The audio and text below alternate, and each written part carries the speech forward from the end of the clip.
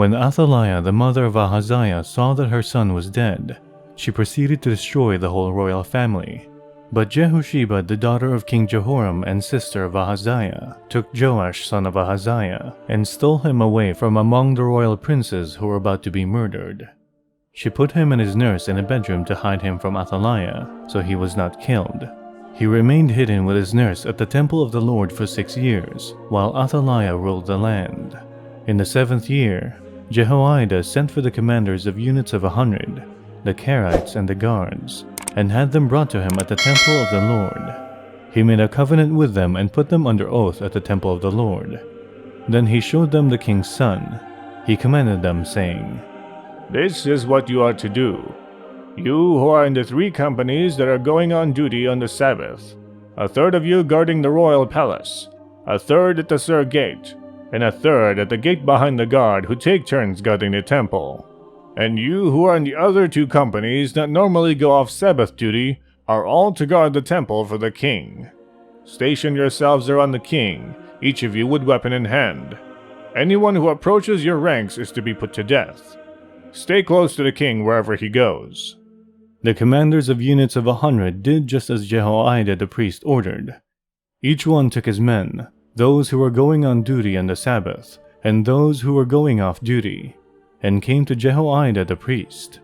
Then he gave the commanders the spears and shields that had belonged to King David, and that were in the temple of the Lord. The guards, each with weapon in hand, stationed themselves around the king, near the altar and the temple, from the south side to the north side of the temple. Jehoiada brought out the king's son, and put a crown on him. He presented him with a copy of the covenant, and proclaimed him king. They anointed him, and the people clapped their hands and shouted, "Long live the king! Long live the king!" When Athaliah heard the noise made by the guards and the people, she went to the people at the temple of the Lord.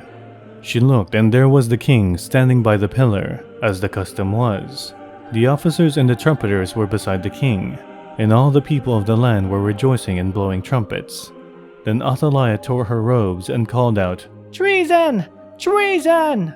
Jehoiada the priest ordered the commanders of units of 100, who were in charge of the troops, "Bring her out between the ranks, and put to the sword anyone who follows her."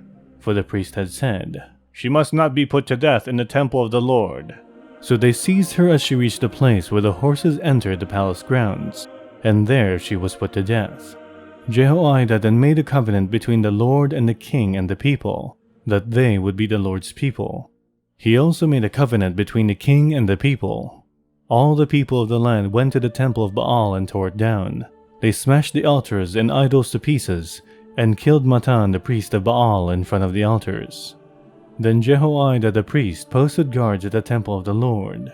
He took with him the commanders of hundreds, the Carites, the guards, and all the people of the land, and together they brought the king down from the temple of the Lord, and went into the palace, entering by way of the gate of the guards.